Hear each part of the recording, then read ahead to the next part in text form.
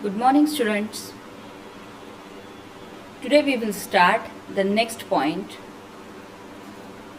that is the responsiveness to stimuli and movement.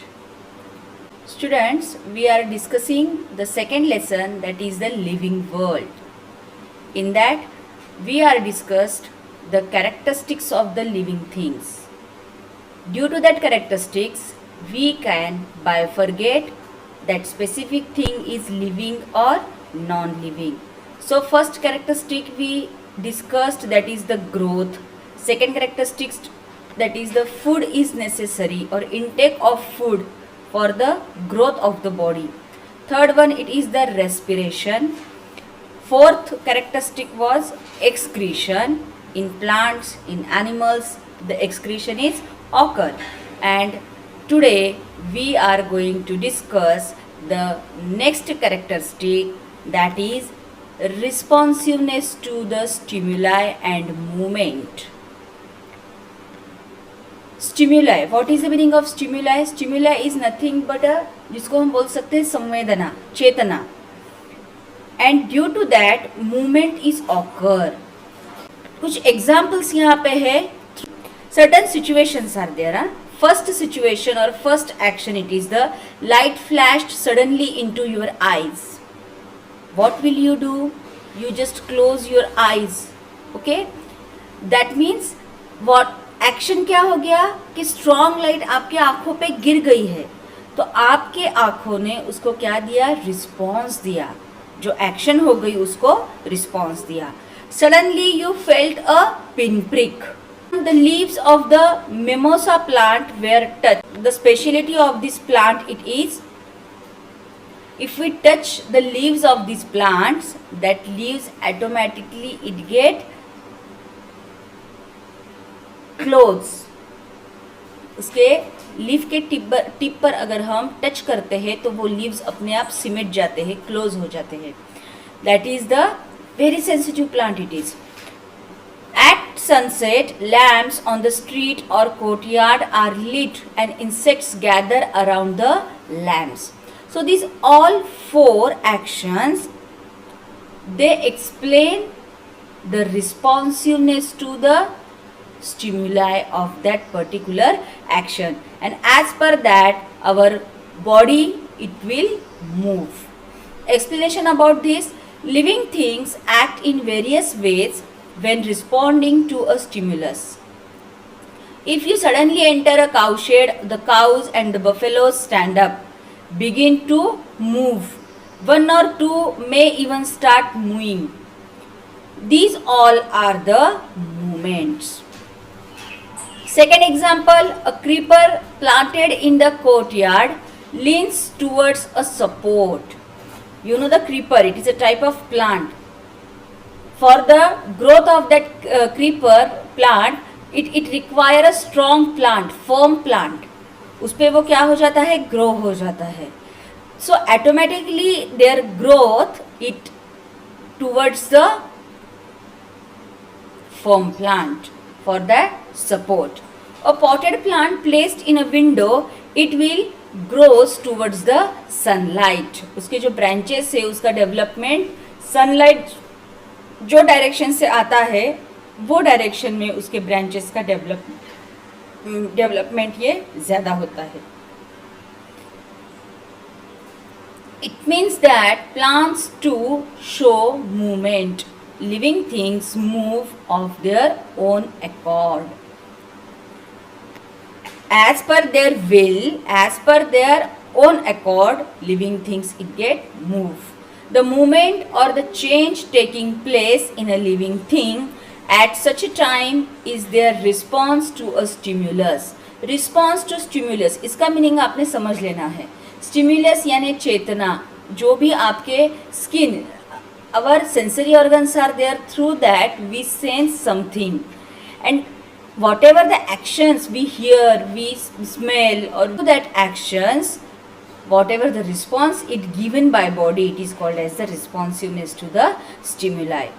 An event that occurs in our surroundings is a stimulus.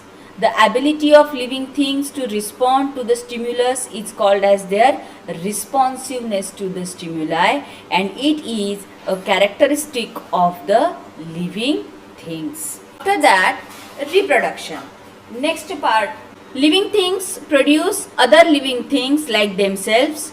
Some animals give birth to their young ones. Some lay eggs. Their young one hatch out of the eggs. New plants are produced from the seeds, stem or leaves of the plant. So in reproduction, whatever the living things, reproduction यानी क्या? Reproduction, that is nothing but अपने जैसे ही living things form करना. Plants है तो वो with the help of stem, with the help of seeds, with the help of leaves. कोई plants जो है वो leaves के through grow होते हैं, कोई seed के through grow होते हैं. Birds, they are living things. तो उनमें क्या होता है? They lay the eggs, and after the hatching of the eggs, the baby of that bird, it comes out. The mammals or the animals, human beings, they gives birth to the directly young ones. So pattern may be different, but reproduction is occur. And the exactly definition, scientific definition of reproduction is here.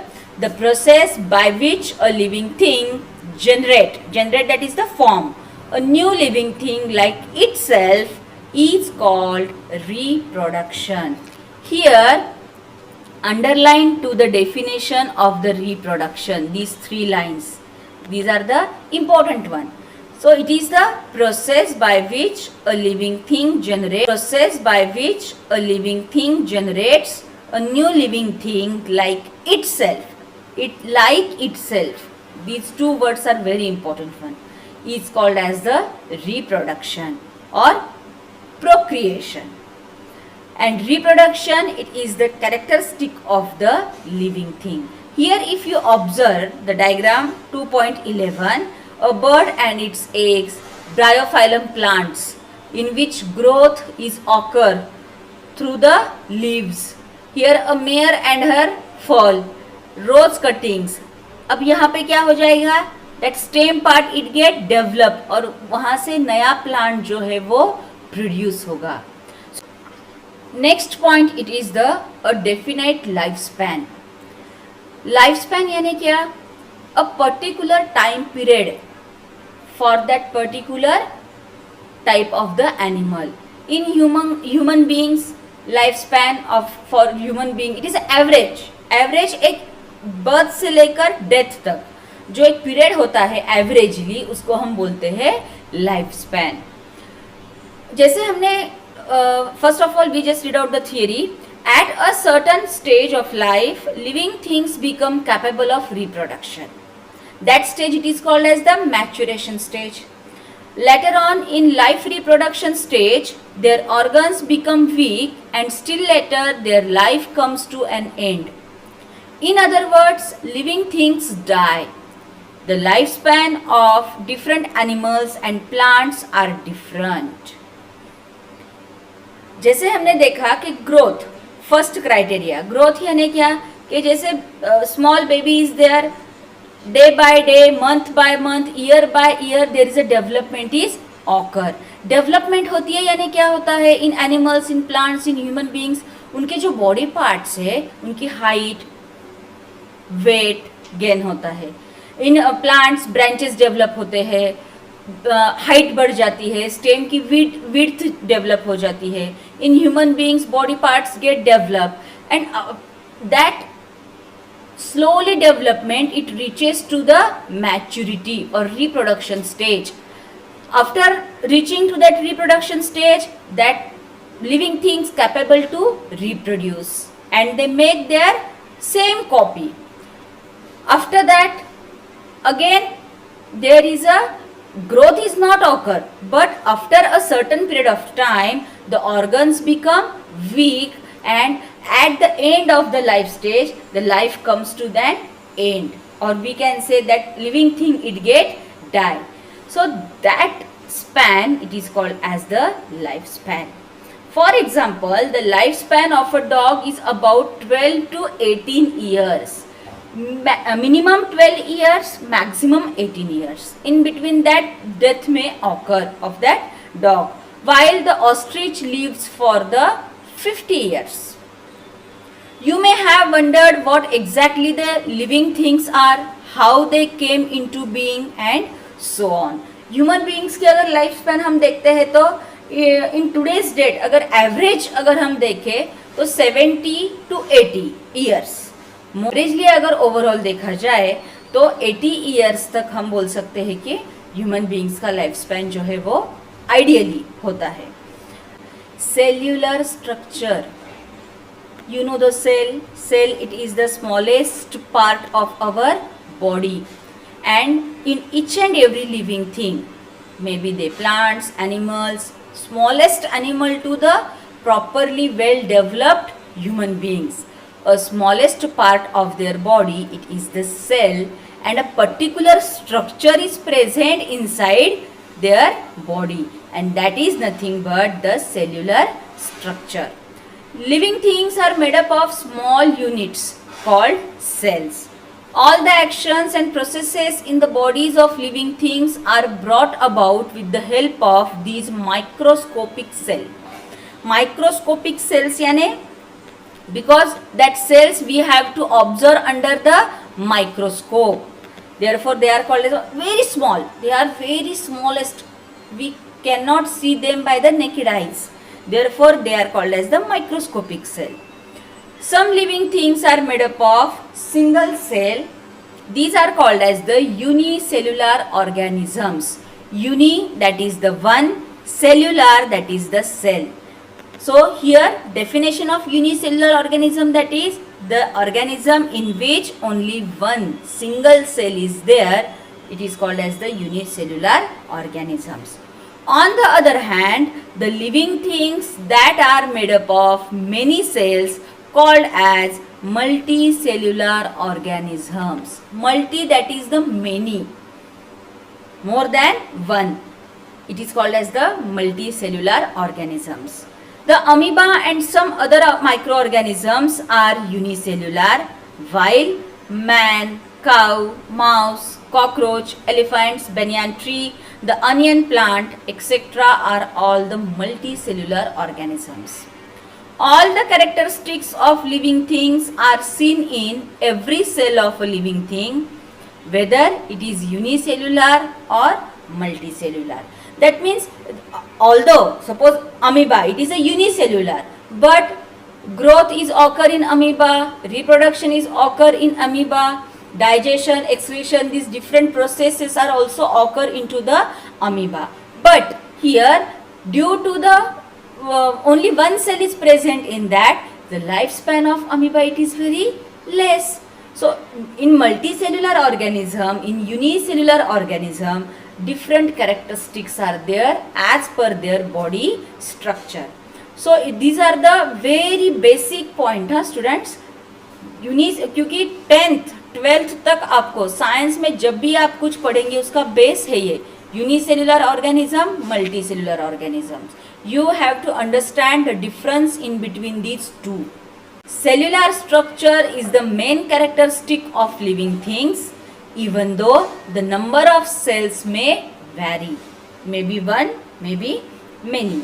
But it is one of the very important characteristic which occur into the living thing.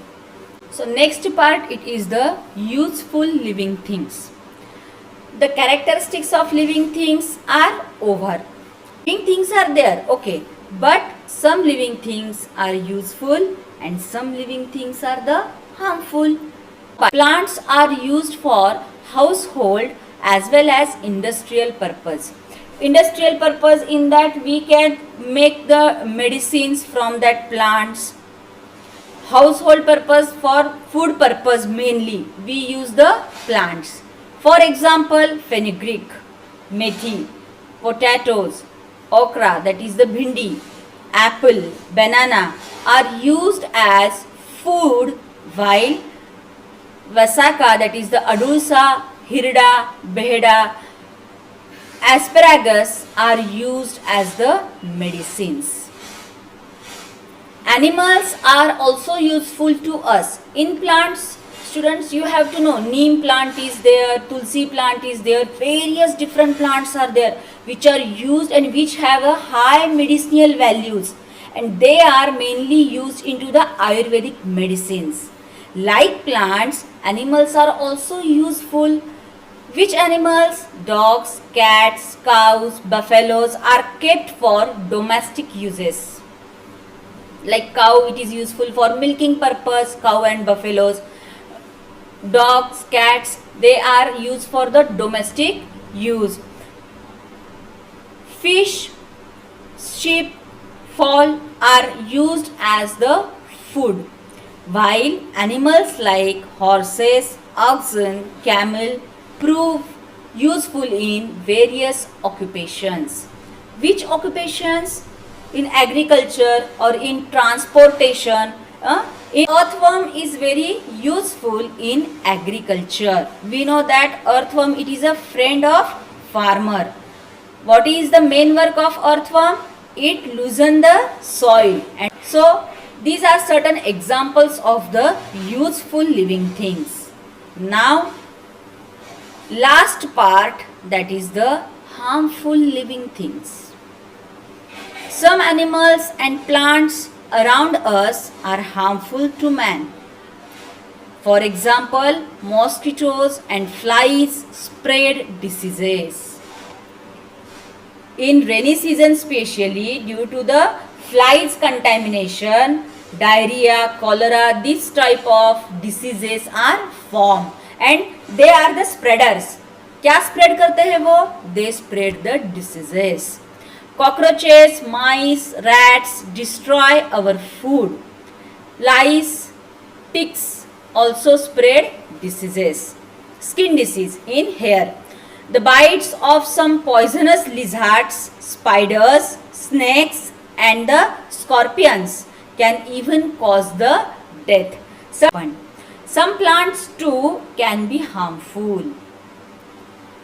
Animals तो ठीक है, they are the harmful, but plants are also harmful.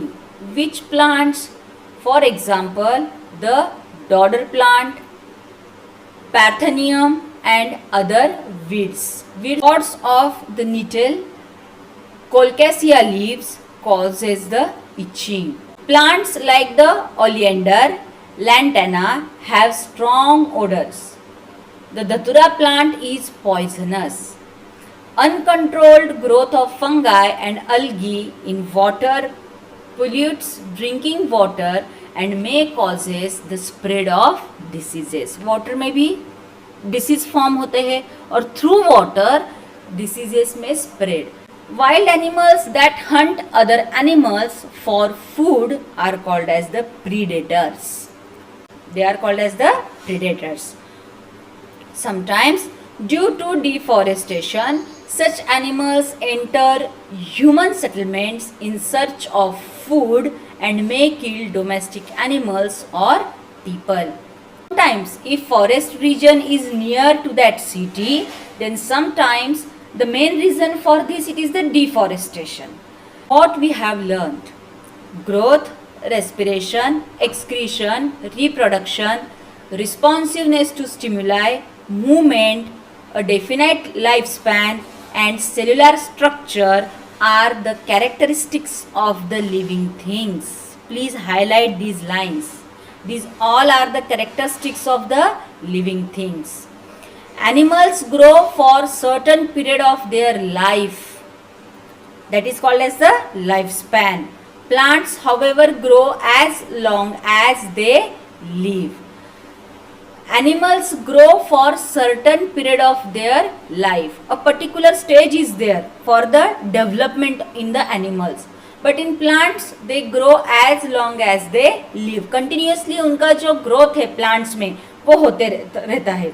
But animals में, human beings में एक stage होती है, तब तक ही उनकी growth जो है वो हो जाती है. जैसे ह्यूमन बींग्स में हमने देखा 18 to 20 years. Animals have specific organs for respiration, while plants respire through the microscopic pores on their leaves and stems. Pores, that is the openings, small openings. हमने देखा ना डायग्राम में, small openings are there through which the respiration is occur in the plants. The process of eliminating waste products from the body is called as excretion. Elimination यानी बाहर फेंक देना. Whatever the waste product, after digestion, the waste product it get formed, and that waste product elimination it is called as the excretion. All living things have the ability to reproduce. Living things move because of their ability to respond to stimuli. Plants show spontaneous movements, but they cannot leave their place and go elsewhere as animals do. Many animals and plants are useful to us in our daily life. Some animals and plants can be harmful to us. Last one, the smallest unit of a living thing is the cell. So here your second lesson is over. Now it is the time for exercise, homework. You have to solve the exercise, the questions from this exercise in your notebook. If any problem regarding to this lesson, you can ask me. If you have the workbooks, then you can write down directly into the workbook. Okay? Thank you.